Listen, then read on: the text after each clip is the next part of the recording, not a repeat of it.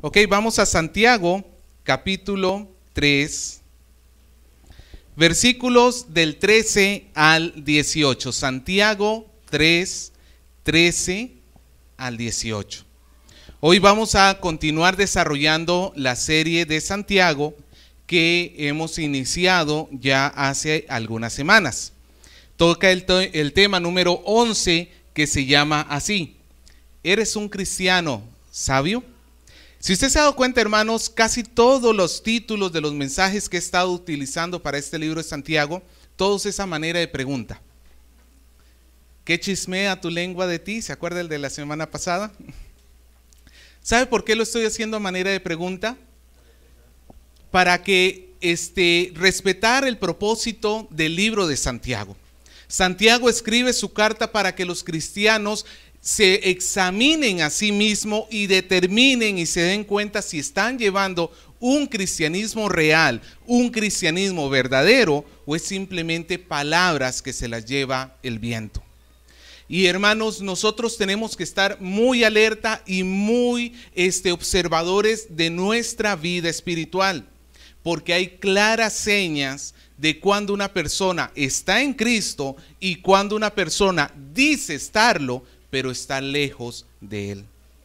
Y nosotros no podemos darnos el lujo de vivir un cristianismo falso. No podemos darnos el lujo de vivir un cristianismo que no sea real, porque vamos a sufrir pérdida eterna. Por más que hayamos asistido a una iglesia, por más que hayamos aprendido sobre la Biblia, por más que hayamos servido en algún lugar, si no vivimos un cristianismo real, hermanos, vamos a sufrir la pérdida eterna de nuestra alma. Por eso es que es necesario que nosotros nos autoexaminemos. Y hoy vamos a estar hablando sobre la sabiduría, un tema que Santiago vuelve a retomar, porque en los primeros versículos de este libro, Santiago habla sobre la sabiduría. Y dice que si alguien es falto de sabiduría, ¿qué tiene que hacer? Pídala a Dios, que Él la da libremente, la da en abundancia. ¿Ok? Santiago vuelve a retomar el tema de la sabiduría, dice en el versículo 13. ¿Quién es sabio y entendido entre vosotros? Muestre por su buena conducta sus obras en sabia mansedumbre. Pero si tenéis celos amargos y contención en vuestro corazón, no os jactéis ni mintáis contra la verdad. Porque esta sabiduría no es la que desciende de lo alto, sino terrenal, animal, diabólica. Porque donde hay celos y contención, allí hay perturbación y toda obra perversa. Pero la sabiduría que es de lo alto es primeramente pura. Después, pacífica, amable, benigna, llena de misericordia y de buenos frutos, sin incertidumbre ni hipocresía. Y el fruto de justicia se siembra en paz para aquellos que hacen la paz. Vamos a orar. Padre, nosotros queremos rogarle y pedirle que nos enseñe y nos ayude. Hoy preferimos que sea su Espíritu el que nos muestre lo que hay en nuestro corazón, en lugar de tratar de ser sabios en nuestra propia prudencia. No queremos, Señor, nosotros defendernos a nosotros mismos, sino que todo aquello en lo que estamos fallando podamos ser mansos y recibir la exhortación para que podamos vivir un cristianismo verdadero, real y sincero. Ruego, Señor, para que usted hable a su pueblo. Ruego, Señor, para que usted nos instruya, nos ayude a caminar correctamente, para que podamos ser un pueblo sabio que le adora. Gracias. Oramos en el nombre de Jesús. Amén. Hermanos, la sabiduría ha sido el tesoro de la humanidad desde siempre.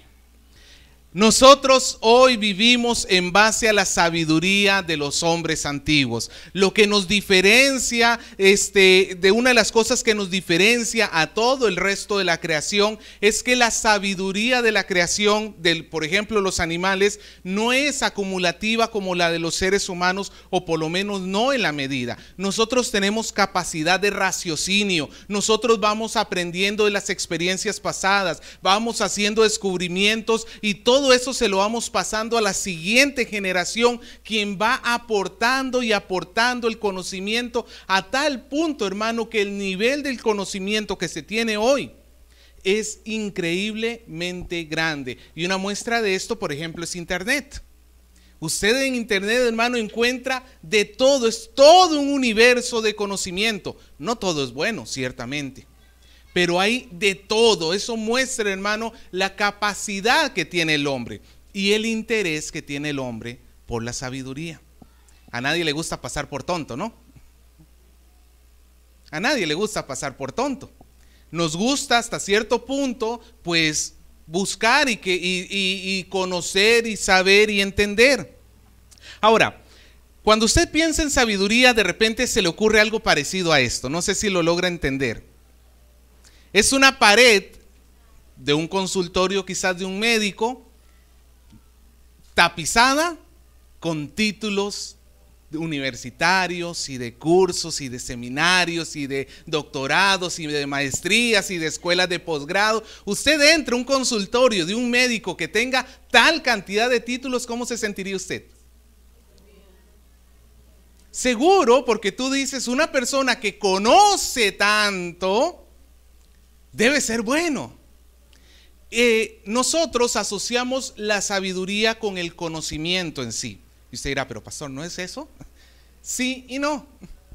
Es cierto que la sabiduría se desprende del conocimiento, pero nuestro concepto es muy helenístico, muy griego, donde ellos buscaban la sabiduría por el conocimiento en sí mismo, por acumular saber, por acumular el conocer, como tendría una persona con semejante currículo. ¿Usted sabe lo que puede ser el currículo de esa persona? Un montón de hojas así. La sabiduría hebrea, o para el hebreo, tenía un matiz ligeramente distinto, pero muy importante.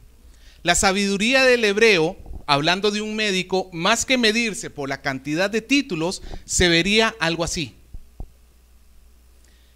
Un médico sabio es uno que conoce y que hace las cosas bien. ¿Dónde está la diferencia? En el hacer. El concepto griego sobre la sabiduría es el acumular conocimiento. El concepto hebreo de la sabiduría es que sí, tú conozcas, pero lo hagas. Ahí es donde radica la diferencia. Ahí es donde está, hermanos, el punto central, lo más importante. La verdadera sabiduría es la que se vive, es la que se pone en práctica. Y entonces tenemos un asunto entre conocimiento y sabiduría, y nosotros tenemos que entonces llegar a preguntarnos, ¿cómo discernimos o cómo diferenciamos entre la verdadera sabiduría y la falsa? ¿Cómo hago yo para saber que lo que estoy buscando y lo que estoy teniendo es una sabiduría real o es una sabiduría falsa? Porque, hermano, todo conocimiento en sí mismo no te sirve si no hay algo que lo compruebe. Y nosotros hoy vamos a estar aprendiendo, porque para no caer en errores tenemos que buscar correctamente la sabiduría. Vamos al primer punto. La sabiduría está ligada a las acciones. La sabiduría está ligada a las acciones. Versículo 13 y versículo 14. Santiago pregunta: ¿quién es el sabio y entendido entre vosotros? Hermanos, Santiago, ¿a quiénes se estaba refiriendo acá? Si revisamos el contexto, nos recordamos que el capítulo 3 comenzó hablándole a los maestros. Y los maestros los entendemos por sabios, ¿no es cierto? Incluso en la antigüedad a los maestros se les llamaba sabios. Y de primera entrada podemos suponer que Santiago está haciendo esta pregunta a los que son maestros dentro de la congregación. Pero también por extensión, esta pregunta nos cabe a todos nosotros, a toda la iglesia. ¿Quién de ustedes se llama sabio? ¿Quién de ustedes se llama entendido? Hay una diferencia entre ser sabio y ser entendido. Ya aprendimos que la sabiduría es el conocimiento, pero el conocimiento que se pone en práctica, pero el ser entendido tiene que ver con la experiencia. La palabra en griego que se utiliza acá para entendido tiene que ver con la experiencia de la persona. Es como esto. Usted ha visto cuando, o de repente usted mismo le sucedió cuando usted recién se graduó de la universidad o de la profesión en que usted se preparó. Al principio tú entras al trabajo con conocimiento, ¿sí o no? Pero bien pollito.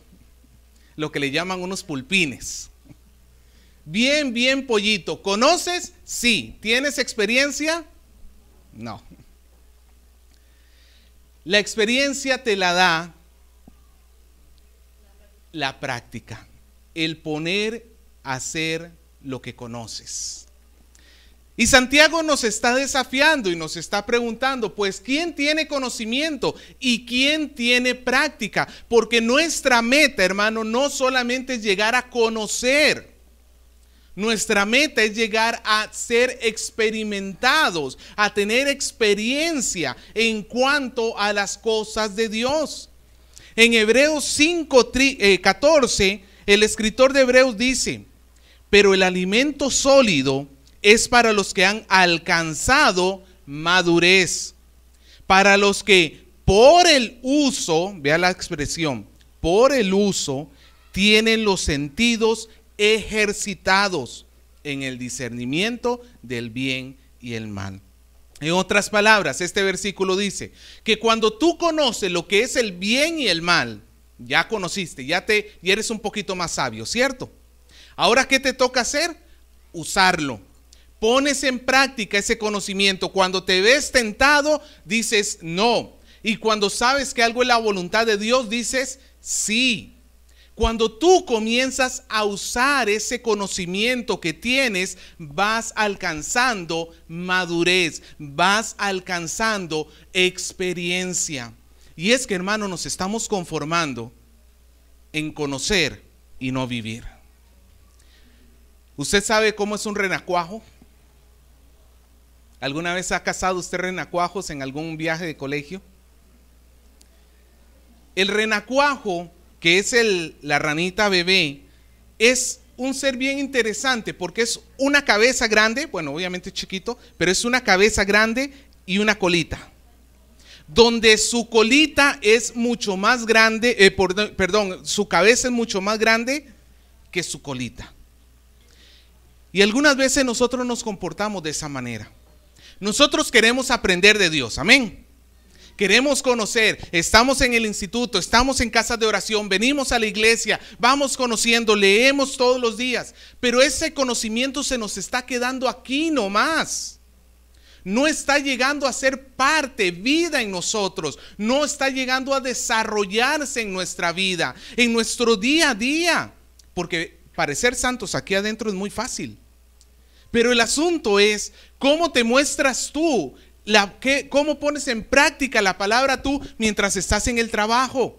Cuando estás haciendo la fila en el supermercado, cuando estás en la combi, cuando tienes un altercado contra el vecino, cuando estás con tus hijos, cuando estás con tu esposa, ¿cómo estás demostrando tú tu sabiduría? Porque no basta solamente con conocer. Santiago sigue diciendo en el versículo 3:13, muestre por su buena conducta sus obras en sabia mansedumbre. Hay un autoexamen que hacerse. Hay un autoexamen que toda persona tiene que hacerse. La sabiduría, dice Santiago, se tiene que demostrar ¿cómo? En las obras, en la buena conducta. Y es que, hermanos, nuevamente, el conocimiento tiene que llegar a ser puesto en la práctica. En la práctica. El término o el concepto que tiene Santiago sobre sabiduría es un concepto hebreo, no griego, como ya lo hemos dicho, donde incluye práctica. Por eso es que, por ejemplo, un libro de gran sabiduría práctica que tenemos en la Biblia, ¿cuál es? Proverbios. Si usted lee los Proverbios, es un libro de gran sabiduría, pero es una sabiduría que se pone en práctica al día a día. Es una sabiduría que se tiene que llegar a mostrar. No es que tú apiles conocimientos en tu corazón o en tu mente. Es que la pongas por obra. Por eso Santiago dice, muestre por su buena conducta sus obras en sabia mansedumbre. Hay dos posibles resultados cuando yo comienzo a examinar mis obras. O me doy cuenta que soy sabio, o me doy cuenta que soy necio. Solamente hay dos posibles resultados. ¿Cómo sé si soy sabio? Santiago dice que la muestra en una conducta buena. ¿Qué significa una conducta buena? Bueno, simplemente significa que su manera de vivir es noble, es digna, delante de Dios es aprobada. Es una persona digna de alabanza. Es una persona que se porta bien. Se porta bien en la iglesia, se porta bien en su casa, se porta bien afuera de su casa. Hermanos, ya varias veces lo hemos dicho. Acá dentro de la iglesia todos parecemos angelitos lindos y preciosos, ¿no es cierto? Lo que tú eres delante de tu familia, eso eres tú en realidad. No hay lugar donde nos manifestemos más serios y sinceramente que en nuestra casa. Y por eso no tomes en cuenta en sí mismo lo que haces dentro de la congregación. Tu principal examen tiene que ser lo que haces en tu casa. Lo que haces, por ejemplo, cuando estás a solas. Lo que haces cuando tienes un altercado con alguien, cuando sufres tentación. Lo que haces cuando tienes que dar un consejo. Lo que haces en cuanto al significado de tu vida. ¿Cuáles son las prioridades de tu vida? Eso es lo que marca si de verdad eres sabio. Santiago dice que las obras del sabio son también mansas, en sabia mansedumbre. Ahora, ¿qué es una persona mansa? Nuestro concepto de la palabra mansa es una persona inofensiva, ¿cierto? Cuando decimos este caballito es manso, ¿qué es lo que queremos decir? Que es dócil, que tú lo puedes montar sin problema, que no te va a tirar al piso. La palabra mansa no es la mejor que traduce la palabra griega que se utiliza acá, pero no hay otra mejor. La palabra mansa o la palabra que se tradujo por mansa aquí en ese texto habla de una persona que tiene poder, una persona que tiene poder, pero que tiene ese poder bajo control. Le voy a dar un ejemplo. Cuando Jesús estaba por ser arrestado en el huerto de Getsemaní, uno de sus discípulos sacó una espada y le cortó la oreja al siervo del sacerdote, Pedro, ¿cierto? Cuando Jesús regaña a Pedro, Jesús le dice, Pedro, guarda la espada. ¿Tú piensas que yo no pudiera pedirle a mi Padre y Él no me mandaría aquí ángeles que me defiendan? O sea, Jesús, ¿qué estaba diciendo? Pedro, si a mí me están arrestando, no es porque yo no tenga el poder para evitarlo. Tengo el poder para evitarlo, pero tengo ese poder bajo control. No lo voy a utilizar cuando no es la voluntad de Dios. Hermanos, el dicho popular dice que el conocimiento es poder, ¿cierto? Y el que conoce muchas veces se encuentra en una posición de ventaja sobre otros. Por ejemplo, el que conoce cosas financieras económicas, muchas veces va a ver que es muy conveniente hacer negocios con personas que no sean tan conocidas como tú. ¿Por qué razón? Porque te vas a poder aprovechar de ellos. Si tú tienes conocimiento, tú adquieres poder, pero ese poder tiene que estar bajo mansedumbre, bajo control, porque no puede ser un poder que se utilice para tu provecho personal. Que ese es lo contrario, lo que sigue diciendo el versículo 14. Pero si tenéis celos amargos, acá la palabra celos amargos habla de envidias. Envidias que tienen los seres humanos. La palabra amargo ya la hemos utilizado unos cuantos versículos atrás. La semana pasada lo vimos cuando Santiago dice que de una fuente no puede brotar agua dulce y agua amarga. Cuando habla de agua amarga, habla de agua no potable, de agua cochina, agua que te haría daño si te la tomas. Pues el punto acá está hablando de unos celos amargos, de unos celos tóxicos, de unos celos que te causan daño. Esta persona, en lugar de utilizar su conocimiento para Dios, comienza a ver al otro y dice, ay, mira ese que está haciendo eso, yo lo puedo hacer mejor.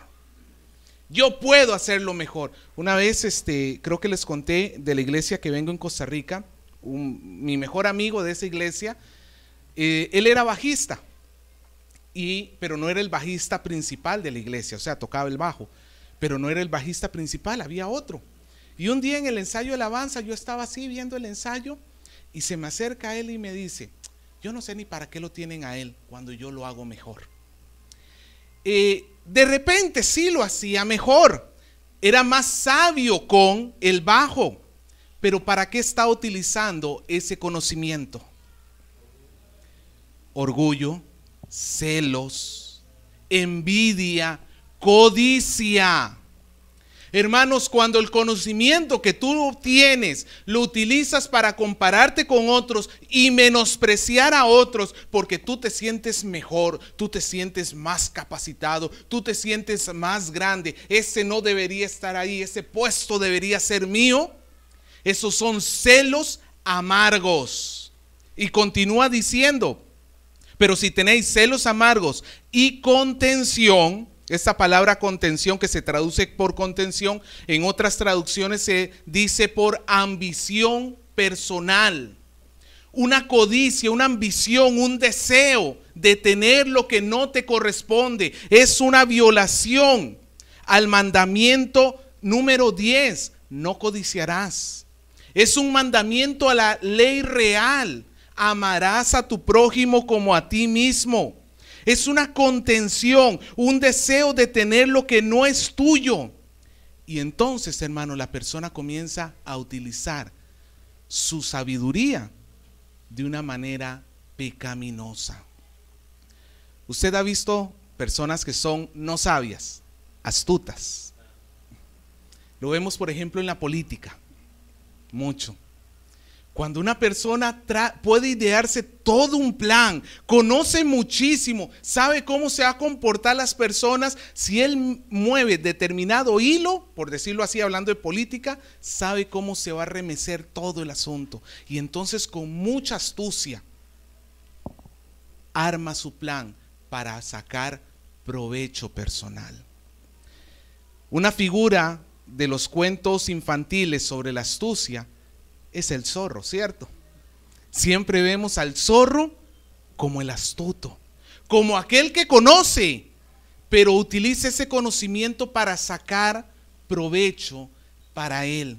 Santiago dice que en el versículo 14, pero si tenéis celos amargos y contención en vuestro corazón, no os jactéis ni mintáis contra la maldad. Esta persona, hermanos, ese conocimiento lo lleva nada más a una vida de jactancia, a una vida de orgullo, a una vida prepotente, y termina mintiendo contra la verdad.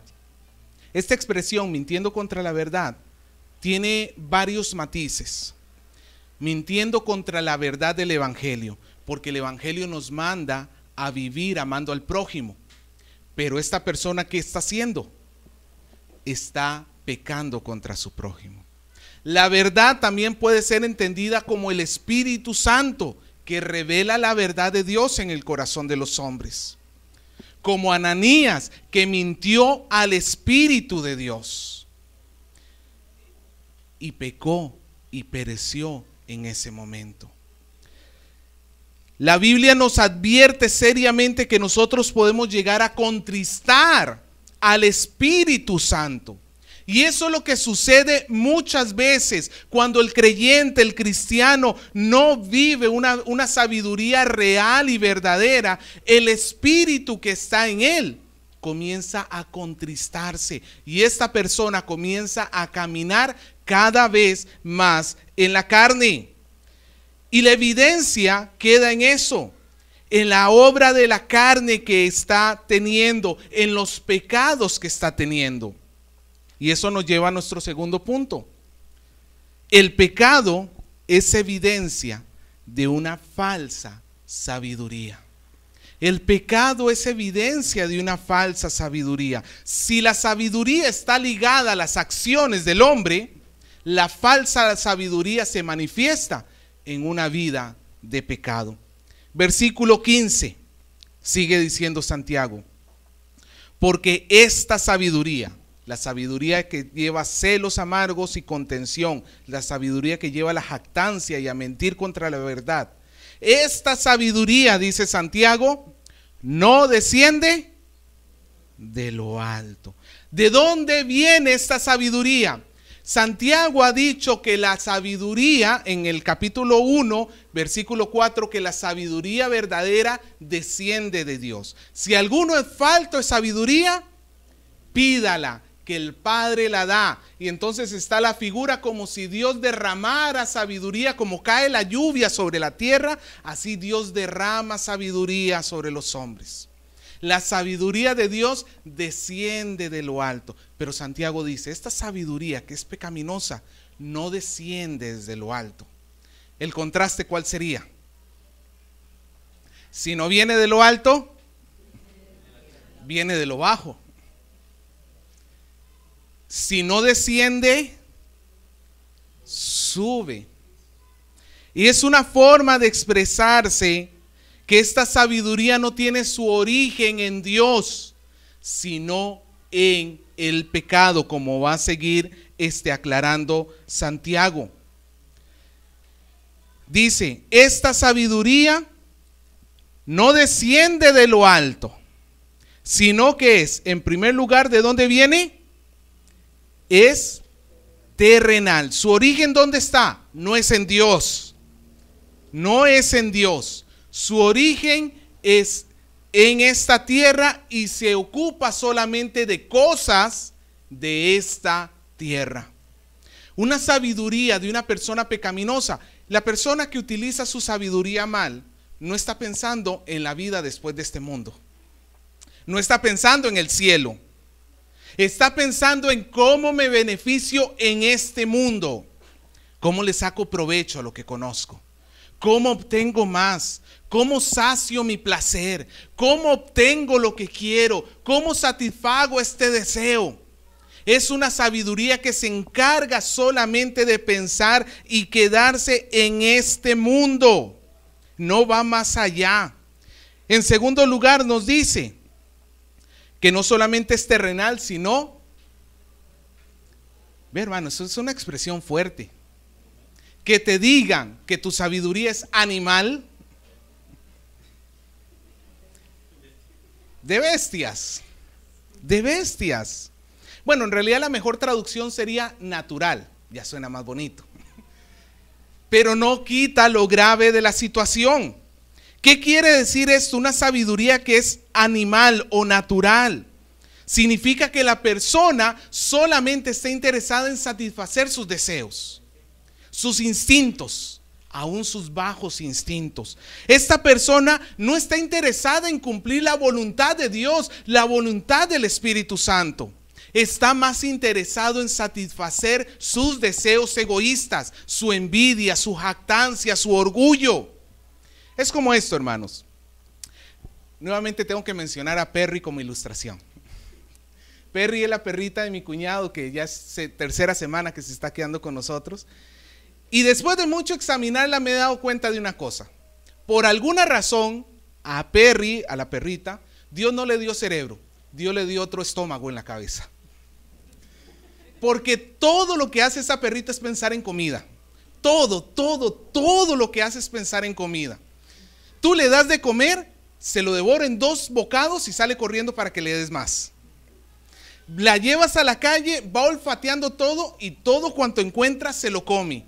Tú mueves una bolsa, sale corriendo porque piensa que estás abriendo algo de comida. Todo lo que tiene esa perrita en la cabeza es comida. Por eso es que yo pienso que no tiene cerebro, tiene otro estómago. Los animales viven de esa manera. Los animales viven para la satisfacción propia, para el deseo propio. Los animales viven para sí mismos. Con tal de que ellos estén bien, no les interesa mucho más que ello. Ellos no están pensando, tampoco tienen la capacidad, Dios no les ha dado la capacidad de estar pensando en la voluntad de Dios. Aspectos filosóficos son de los seres humanos. Los animales viven por instinto, no por la razón. Pues una persona que conoce, pero está utilizando su conocimiento para la satisfacción personal, no es una persona sabia, se parece más a Perry. Se parece más a un animal que lo que desea es la satisfacción personal. Por eso es que Santiago dice, es animal. Y no solamente es animal, ¿qué más es? Diabólica.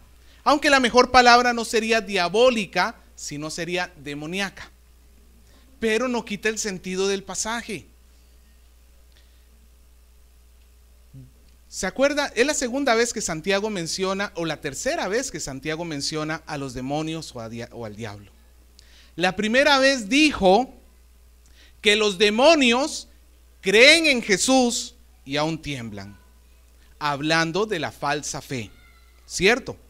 ¿Crees tú que Dios es uno? Bien haces. Los demonios también creen y tiemblan.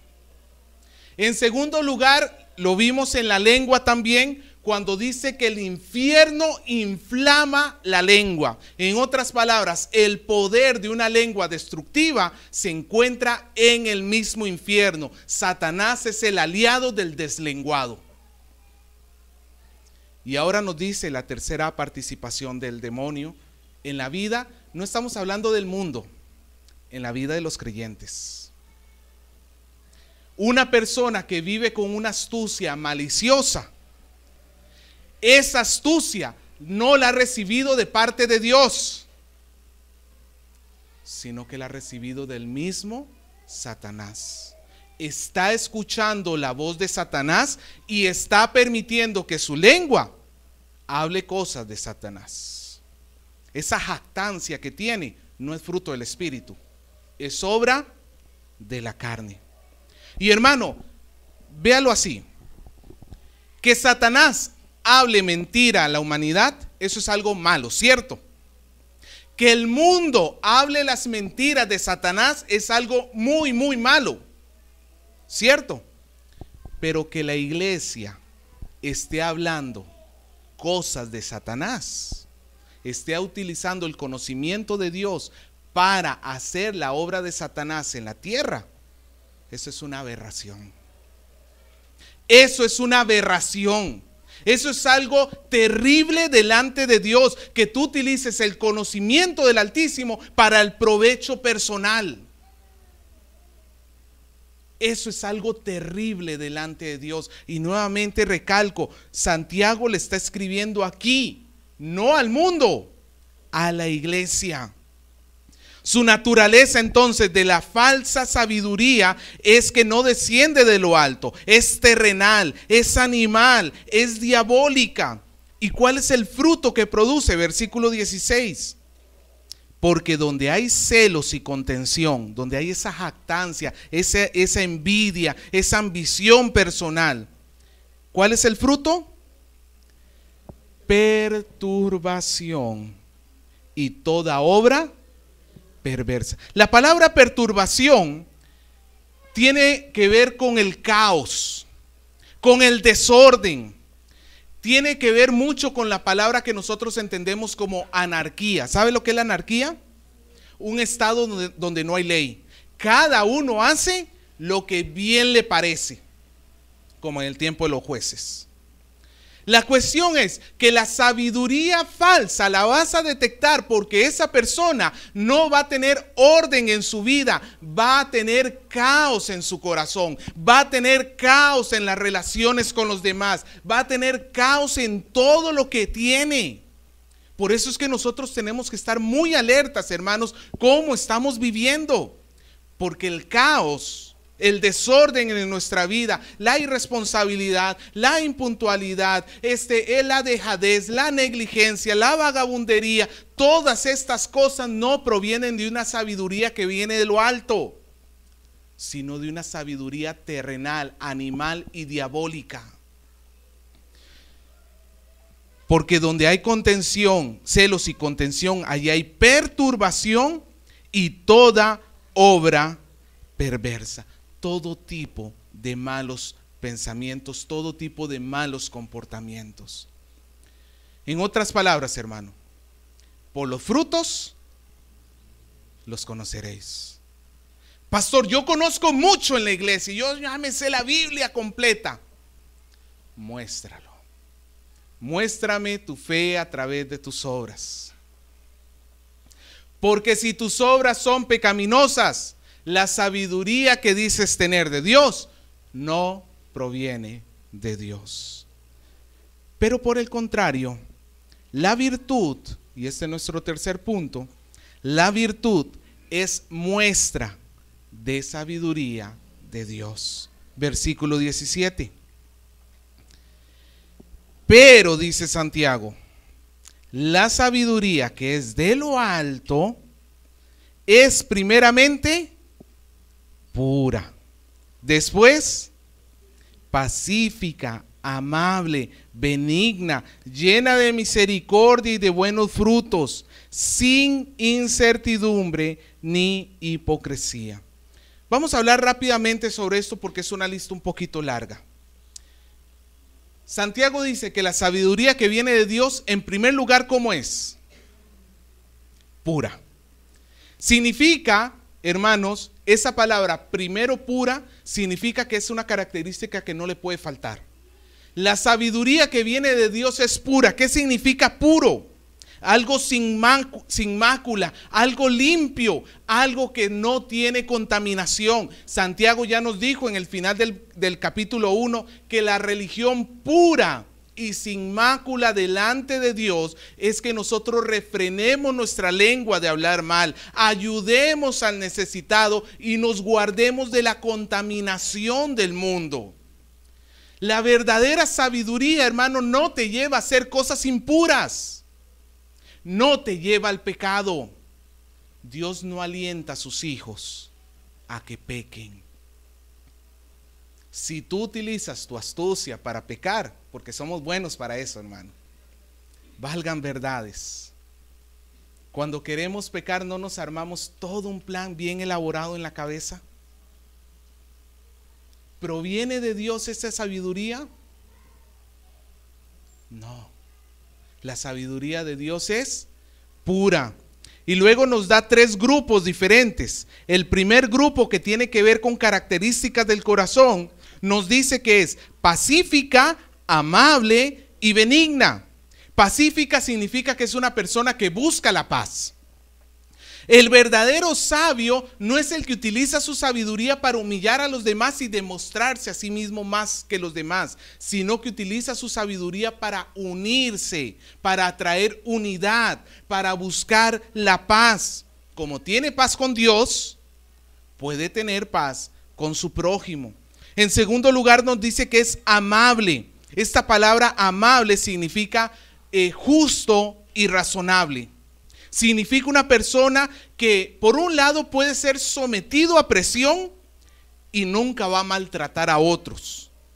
puede estar en dificultades y siempre va a tener un trato gentil para con los demás. No busca tener odio ni venganza en su corazón.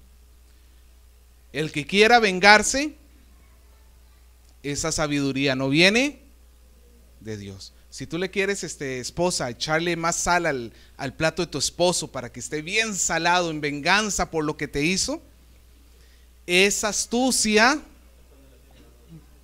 no viene de Dios. Ají en el arroz. Esas astucias, esos deseos de venganza no vienen de Dios. Y también nos dice que es benigna. La palabra benigna significa fácil de moldear, capaz de escuchar sugerencias, opiniones, exhortaciones y correcciones. No es una persona jactanciosa, ya lo vimos. El jactancioso se cree la última Coca-Cola del desierto. Pero el verdaderamente sabio escucha cuando alguien lo tiene que reprender y con humildad reconoce sus faltas. Hermano, sabio no es el que nunca falla. Sabio es el que aún fallando se comporta sabiamente, reconoce su falla, se aparta y pide perdón. Eso es ser sabio. El segundo grupo tiene que ver con cosas externas. Nos dice que es llena de misericordia y llena de buenos frutos. Nos tiene que ver con las acciones que hacemos hacia los demás. ¿Cómo es el verdaderamente sabio? ¿Qué tiene en su corazón? Misericordia. ¿Qué es la misericordia? Compasión por aquellos que no la merecen. Sigue el ejemplo de Dios. Es una persona que siente compasión por los demás, no se jacta de los demás, no trata de aprovecharse de los demás, sino que trata de ayudar a los demás. Y vea que Santiago utiliza un término que no solamente dice que tiene misericordia, dice que está lleno. Eso nos dice mucho. ¿Cuántos de nosotros podemos experimentar misericordia en nuestra vida? Pero ¿podemos decir que estamos llenos de misericordia? ¿Cuál es la meta entonces? ¿Contentarse con que tuviste misericordia de alguien? No, la meta es llegar a estar lleno de misericordia. Y no solamente está lleno de misericordia, sino también está lleno de buenos frutos. Mientras que la falsa sabiduría hace toda clase de obras malas, mala conducta, la verdadera sabiduría nos lleva a buen fruto espiritual. Y Santiago ha mencionado algunos en su epístola, por ejemplo, refrenar la lengua, ayudar al necesitado, guardarse la contaminación del mundo, por ejemplo. Y el tercer grupo tiene que ver con la naturaleza de la sabiduría. Nos dice que es sin incertidumbre. ¿Entiende lo que dice? Sin incertidumbre. ¿Qué es una incertidumbre? Una duda. Santiago nos ha dicho en el capítulo 1 que el que tiene falta de sabiduría, pídala a Dios, ¿cierto? Porque Dios la da.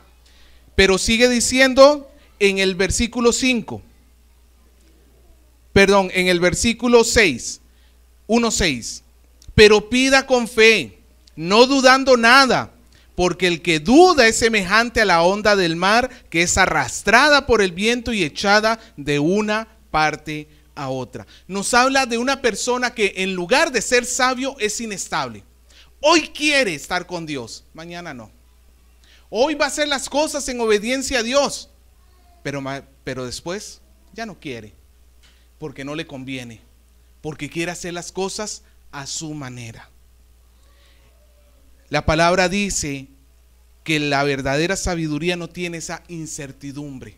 No se pone a decir, esta vez sí quiero, esta vez no quiero. No, es persistente, es invariable y mantiene sus compromisos.